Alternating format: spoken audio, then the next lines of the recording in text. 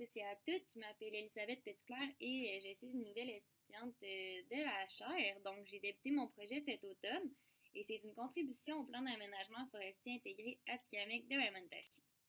Donc, un peu plus sur la nation Atikamekw. Elle comporte plus de 8000 membres et c'est une des nations qui parle encore le plus sa langue traditionnelle. Donc, environ 95% des gens le parlent encore sur une base quotidienne. Et leur identité est fortement ancrée dans le territoire traditionnel qui est appelé Nitaskinan, qu'on peut voir juste ici sur la carte à gauche. Ensuite, en ce qui a trait à la communauté Atikamekw de Wemotaci, on peut la situer avec le point rouge sur la carte. Donc, en Haute-Mauricie, à 115 km au nord de la Tuque. Donc, l'ensemble des territoires familiaux de Wemotaci, donc le Wemotaci Aski, ça représente un peu plus de 1 500 000 hectares. Ensuite, ça fait longtemps que les Atikamekw de Wemotaci luttent pour avoir un plus grand rôle dans la foresterie sur le Nitaskinan. Donc, pour se mettre en contexte, je vais situer un peu ces événements. Donc, ça débute en 1969 avec une première revendication territoriale devant les gouvernements provinciaux et fédéraux par le Conseil des Atikamekw et des Montagnais. Ensuite, depuis 2013, on a pu voir plusieurs blocus pour la reconnaissance des droits ancestraux, donc des barrages, des routes. Et ensuite, en 2014, une déclaration de souveraineté sur le Nitaskinan par le Conseil de la Nation Atikamekw cette fois. Ensuite, en 2022, on a eu la mise en demeure du gouvernement par les Atikamekw de Wemotaci. Puis, ce qui nous a mené à aujourd'hui l'entente cadre Naitatowin-Massinaikan pour une nouvelle relation entre les Atikamekw de Wemotaci et le gouvernement du Québec. Donc, il a été signé en novembre. Donc, on en est arrivé à cette entente puisque la communauté de Wemotaci était mécontente des activités qui étaient effectuées sur son territoire ancestral non cédé. Donc, selon le Conseil des Atikamekw de Wemotaci, la mise en œuvre du régime forestier québécois actuellement viole les obligations de consultation et d'accommodement. Donc, comme le mentionnait l'ancien chef du Conseil des Atikamekw de Wemotaci, François Néachit, que de leur point de vue, les consultations actuelles sont superficielles, les accommodements dérisoires, les effets cumulatifs sont jamais réellement pris en considération, puis les mesures de conservation du territoire sont insuffisantes. Donc, ça menace le maintien du mode de vie à Atikamekw, entrave l'exercice des droits ancestraux et est inconstitutionnel. Donc, on peut voir sur la photo ici qu'ils ont le support du chef de l'Assemblée des Premières Nations du Québec et du Labrador. Donc, l'entente cadre Naitatowin-Massinaikan entre les Atikamekw de Wemotaci et le Québec concernant le territoire et les ressources forestières, ça se base sur l'article 8 de la loi sur l'aménagement durable du territoire forestier. Donc, ils ont saisi cette porte qui était là pour donner un sens à la loi, parce que selon celle-ci, le gouvernement est autorisé à conclure des ententes avec toute communauté autochtone représentée par son conseil de bande pour faciliter l'exercice et le suivi des activités d'aménagement forestier par les membres d'une communauté pour soutenir un aménagement durable des forêts. Donc, un peu plus d'informations sur l'entente. Ils ont une durée de 3 ans pour fournir des outils aux négociations.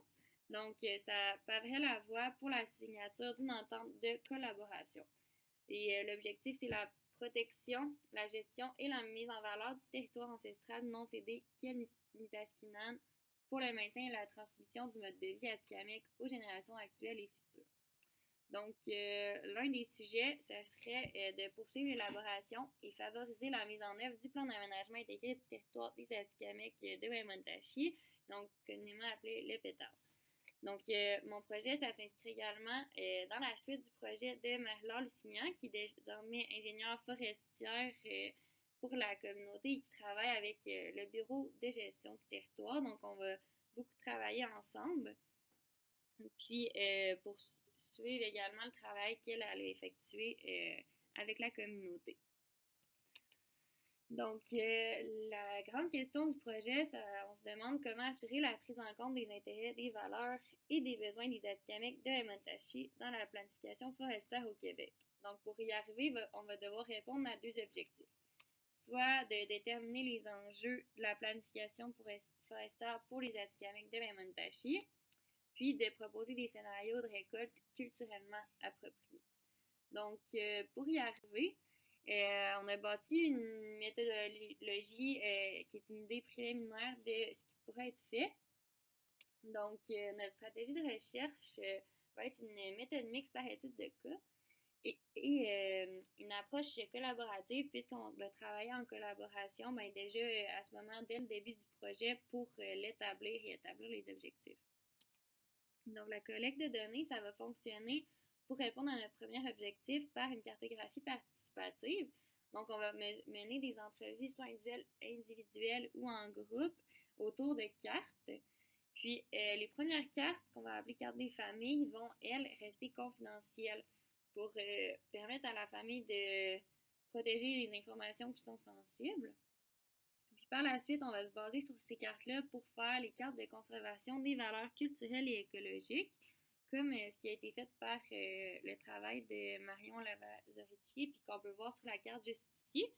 Donc, l'objectif, c'est de pouvoir traduire les enjeux de la communauté dans un langage qui est plus facile à comprendre pour les aménagistes, donc la cartographie, mais avec ces cartes-là, l'information va pouvoir rester confidentielle. Donc, l'objectif, ça va être, par exemple, de mettre des zones tampons, mais de garder les informations qui se veulent confidentielles, ne pas les partager. Donc, ensuite, on va travailler en groupe avec les familles, donc pour faire des groupes de discussion, puis élaborer des scénarios de récolte qui sont culturellement appropriés. Donc, on va utiliser dans ce cas-là la modélisation pour proposer des scénarios. Puis, ce qui est intéressant avec la modélisation forestière, c'est qu'elle permet d'assurer que les mesures qui sont mises en place aujourd'hui, bien qu'elles le seront également plus tard. Donc, elles ne généreront pas des effets cumulés qui vont devenir inacceptables quand on se projette dans 10, 50 ou 100 ans dans le futur. Puis, voici en fait l'idée qu'on a de l'échéancier en ce moment. Donc, c'est ça. Pour cet automne, un début de la revue de littérature, puis du proposé de recherche. Ensuite, cet hiver, on va débuter les cartes des familles pour pouvoir travailler sur les cartes des valeurs culturelles et écologiques cet été. Puis ensuite, à l'automne, créer les scénarios de récolte pour pouvoir ensuite, à l'hiver, analyser les données et rédiger à l'été 2025. Donc, on s'attend à plusieurs retombées de ce projet. Donc, premièrement, le développement d'outils concrets et facilement utilisables par Memontachi, la protection des valeurs culturelles et traditionnelles des Atikamekw, une planification durable de la forêt, une valorisation de l'utilisation et de l'occupation atikamekw du territoire, des retombées économiques pour la communauté, ainsi qu'une meilleure compréhension des stratégies encourageant la participation autochtone à la gestion des forêts et au développement économique.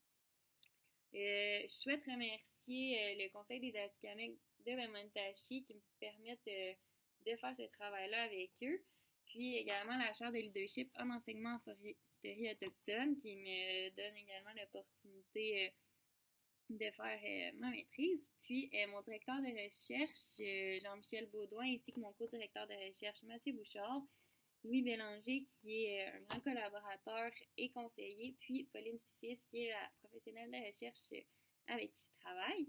Donc, si jamais vous avez des questions, vous pouvez me contacter par mon adresse courriel juste ici. Puis, merci beaucoup pour votre écoute.